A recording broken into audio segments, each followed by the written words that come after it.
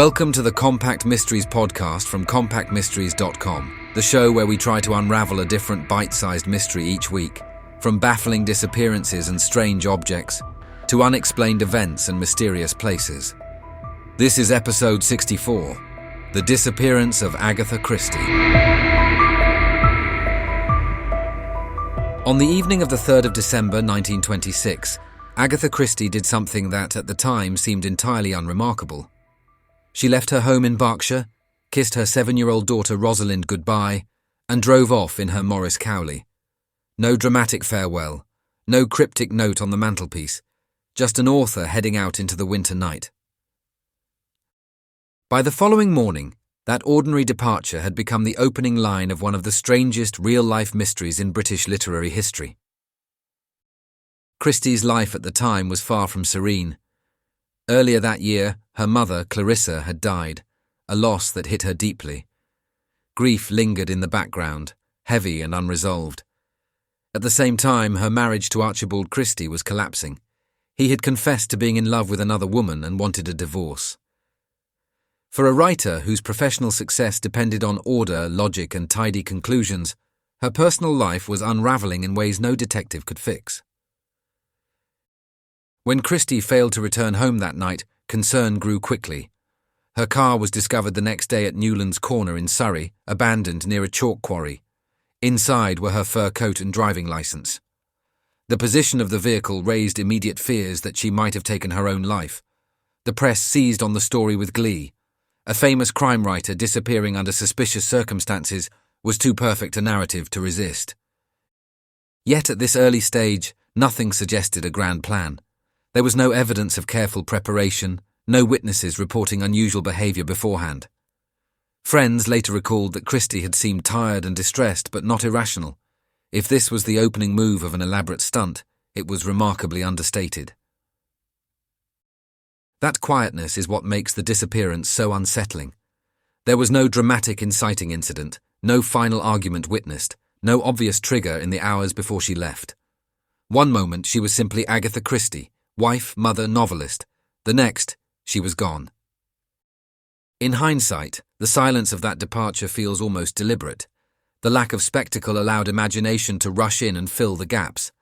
Was this an impulsive flight driven by emotional collapse, or the first step in something far stranger? At the time, no one could say. All anyone knew was that Britain's most successful crime writer had vanished, and her story had suddenly escaped her control. By the 5th of December 1926, the disappearance of Agatha Christie had moved from a private concern to a national obsession. What began as a missing person case was rapidly transforming into a media spectacle. Newspapers across Britain splashed the story on their front pages, leaning heavily into the irresistible irony. A world-famous writer of detective fiction had vanished without explanation, leaving behind clues that refused to make sense. The public reaction was immediate and intense. Thousands volunteered information, most of it contradictory. Sightings were reported from London to the coast, often with great confidence and very little accuracy. Some claimed to have spoken to Christie only hours earlier.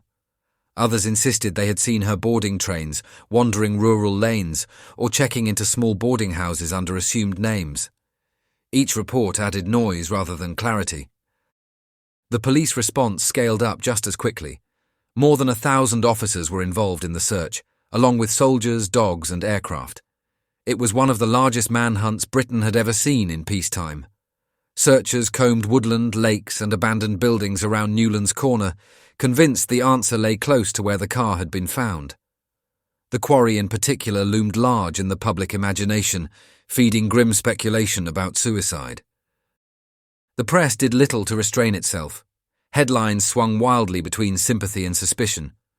Some papers portrayed Christie as a tragic figure, overwhelmed by grief and betrayal. Others hinted at publicity-seeking, marital revenge, or even an elaborate real-life puzzle designed to mock the police. Letter writers accused her of wasting public resources. Others defended her fiercely, pointing to her emotional state and recent losses. Famous names were drawn into the drama. Arthur Conan Doyle, himself no stranger to publicity, reportedly consulted a spiritualist using one of Christie's gloves. The suggestion that supernatural insight might succeed, where rational investigation had failed, only deepened the sense that the country was grasping at straws. As the days passed with no confirmed sightings, the tone darkened. The question shifted from where is she to what has happened to her. Each unanswered day sharpened the mystery. Christie was no longer simply missing. She had become a symbol, a projection screen for fears about women, fame, mental health and control. By the end of the first week, Britain was collectively holding its breath. The clues were plentiful, the answers non-existent, and the story was growing faster than anyone could manage. As the days stretched on with no sign of Agatha Christie, the search intensified and so did the speculation. Britain was no longer just looking for a missing woman. It was trying to solve a mystery in real time, and everyone seemed to have a theory. The official search operation continued to expand. Police followed up on hundreds of tips, most of them dead ends. Rural lanes were searched repeatedly. Rivers and ponds were dragged. Hotels and boarding houses across the country were contacted, with staff asked to recall any solitary female guests who matched Christie's description. In an age before CCTV or instant communication, the process was slow, fragmented, and deeply frustrating. Meanwhile, public imagination ran far ahead of the facts.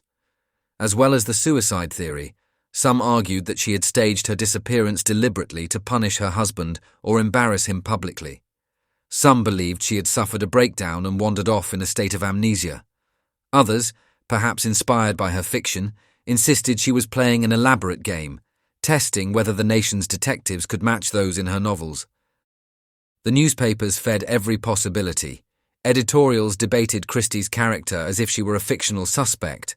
Was she fragile or calculating, victim or manipulator, a grieving widow or a woman seeking control in a life that had spun beyond it?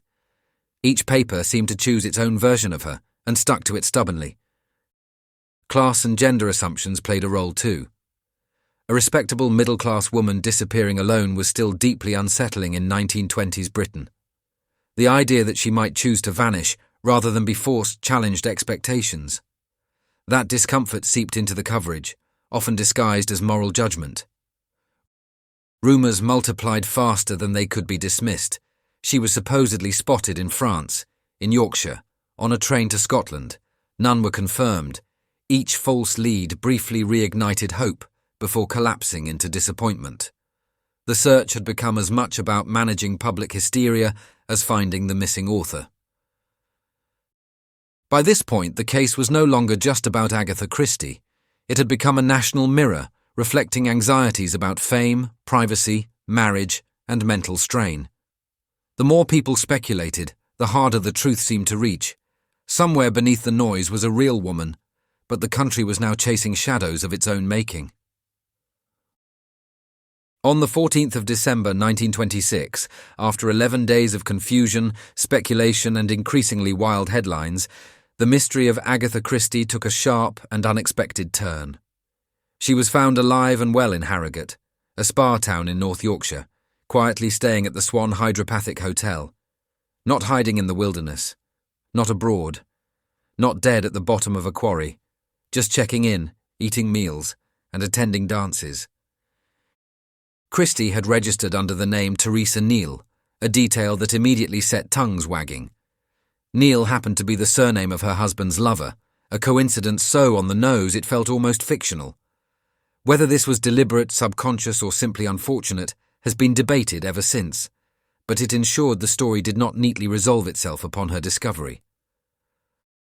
Hotel staff later said she appeared perfectly normal. She took part in social activities, read newspapers, and chatted with other guests. Crucially, she seemed unaware of the frantic nationwide search taking place in her name. When her husband arrived to identify her, witnesses described an awkward, emotionally charged reunion rather than a dramatic reveal. Christie reportedly did not recognize him at first. The press reaction was instant and ferocious. Relief quickly gave way to suspicion. How could a woman at the centre of Britain's largest missing person search calmly attend hotel dances while the country worried? Some accused her of orchestrating an elaborate hoax. Others argued she had behaved irresponsibly, wasting public resources and playing with public emotion. A quieter group suggested something more troubling, that her outward normality masked a genuine psychological break. Christie herself offered little clarification. Doctors later stated she had been suffering from amnesia brought on by emotional shock, a condition known today as dissociative fugue. She accepted this explanation publicly and refused to discuss the episode in detail, even as it became one of the most talked-about events of the decade. What made Harrogate so unsettling was not just that she was found, but how ordinary the discovery felt. The mystery did not end with a revelation. It simply stopped mid-sentence. No confession, no explanation that satisfied everyone. The nation had expected a final chapter, but instead it was left with a footnote. In true Christie fashion, the solution raised more questions than it answered. In the aftermath of her reappearance, the public expected answers. Britain had invested 11 anxious days in Agatha Christie, and now that she was safely accounted for, there was an assumption that she would explain herself. Instead, she did the one thing that confounded people most. She said almost nothing. Christie accepted the medical explanation offered on her behalf that she had experienced a bout of amnesia following severe emotional stress. Doctors described her condition as a dissociative fugue, a rare psychological state in which a person may lose awareness of their identity and travel away from home. It was a diagnosis that allowed the story to close neatly, at least on paper. Yet Christie herself never expanded on it. She neither confirmed nor contradicted the details, and she refused all requests for interviews about the incident. This silence was deliberate. Friends later said she found the episode deeply embarrassing and painful. At a time when mental health was poorly understood and often stigmatized, public discussion would have invited speculation she could not control. Remaining vague was a form of self-protection. But that restraint came at a cost. Every unanswered question became an open invitation for interpretation. Why Harrogate? Why the assumed name? Why the apparent calm while the country searched for her? Christie never clarified whether she genuinely believed she was someone else, or whether fragments of awareness remained. She never explained whether she read the newspapers reporting her disappearance while staying at the hotel. She never addressed the uncomfortable coincidence of the surname she chose. Even decades later, she maintained the silence. In her autobiography, written toward the end of her life, Christie dismissed the episode in a few lines, describing it as an illness she preferred not to revisit.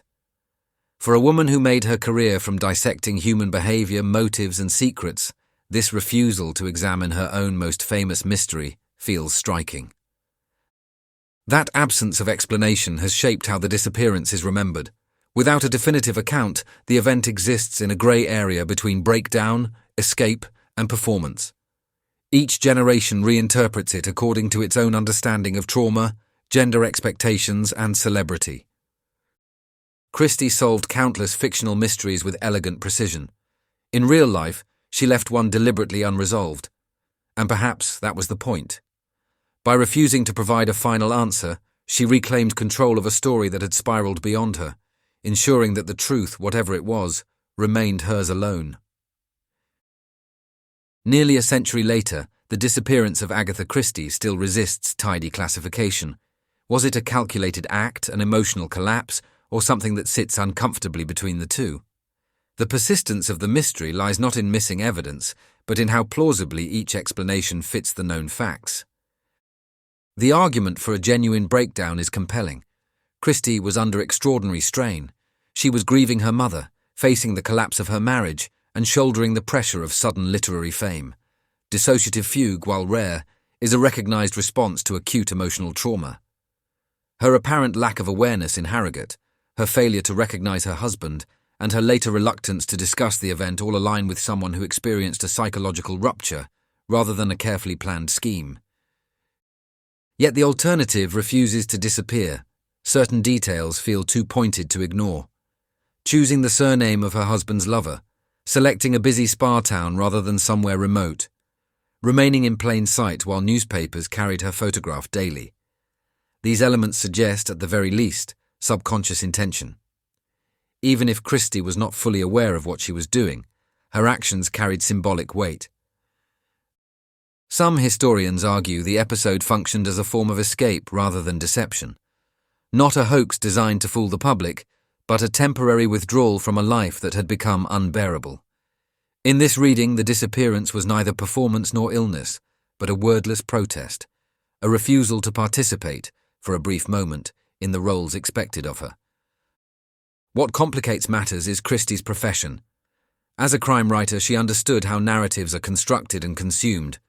She knew how clues invite interpretation and how silence creates tension. That knowledge makes it tempting to read intention into every detail, even where none may have existed.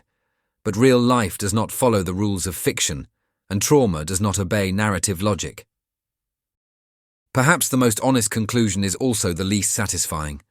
The disappearance was likely shaped by multiple forces at once. Emotional collapse, instinctive flight, symbolic choices, and later medical framing all overlapping rather than competing. Christie herself may not have fully understood her own actions, even in hindsight. In the end, the mystery endures because it resists simplification. It is unsettling precisely because it lacks a single answer. And that ambiguity has ensured that Agatha Christie's most famous mystery was not one she wrote, but one she lived and chose never to solve for anyone else. That brings us to the end of this episode of Compact Mysteries, part of the Compact Histories Network. If you enjoyed it, please follow or subscribe wherever you're listening so you don't miss any future episodes, and consider leaving a rating or review, as it really helps new listeners find the show.